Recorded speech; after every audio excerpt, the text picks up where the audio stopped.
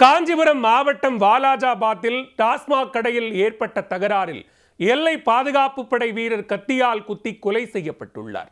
நண்பருடன் மதுகுடிக்கச் சென்ற எல்லை பாதுகாப்பு படை வீரர் கொலை செய்யப்பட்டதன் முழு பின்னணி என்ன?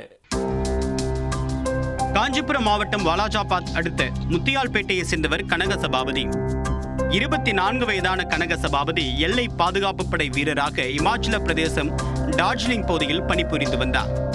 40 நாட்கள் விடுமுறையில் சொந்த ஊருக்கு வந்த கனக சபாபதி உறவினரின் திருமண நிகழ்ச்சியில் பங்கேற்க தாம்பரம் சென்றுள்ளார். திருமணத்தை முடித்துவிட்டு நண்பர் ஆனந்தராஜுடன் இருசக்கர வாகனத்தில் வீட்டுக்கு வந்து கொண்டிருந்த போது வழியில் ஊத்துக்காடு டாஸ்மாக் கடையில் மது குடிக்க சென்றுள்ளனர்.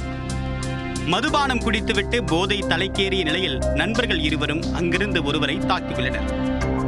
இதனால் கோபமடைந்த அந்த பகுதியை சேர்ந்த சிலர் கனக சபாபதி ஆனந்தராஜ் ஆகிய இருவருடன் அடிதடி தகராறில் ஈடுபட்டுள்ளனர். அடிதடி தகராறில் கனக சபாபதிக்கு கத்தி குத்து விழுந்துள்ளது. பிறகு அங்கிருந்த நண்பர்கள் இருவரும் புத்தகரம் கூட்டு சாலை வழியாக இருசக்கர வாகனத்தில் திரும்பிய நிலையில் கனக சபாபதிக்கு இரத்தப்போக்கு அதிகமானதால் நிலை தடுமாறி மயங்கி விழுந்துள்ளார். அந்த வழியாக சென்றவர்கள் இருவரையும் மீட்டு காஞ்சிபுரம் அரசு மருத்துவமனைக்கு அனுப்பி வைத்த நிலையில் அங்கு பரிசோதனை செய்த மருத்துவர்கள் எல்லை பாதுகாப்பு படை வீரர் கனக சபாபதி ஏற்கனவே இறந்து விட்டார் என்று தெரிவித்தனர்.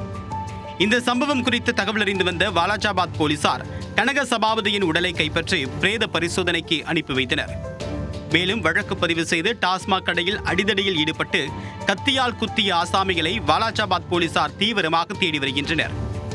மேலும் இந்த டாஸ்மாக் கடையில் தினந்தோறும் அடிதடி, கொலை, கொள்ளை நடைபெறுவதாகவும் பாதுகாப்பற்ற சூழ்நிலையில் இருக்கக்கூடிய இந்த டாஸ்மாக் கடையை மூட வேண்டும் என்றும் சமூக ஆர்வலர்கள் கோரிக்கை விடுத்துள்ளனர்.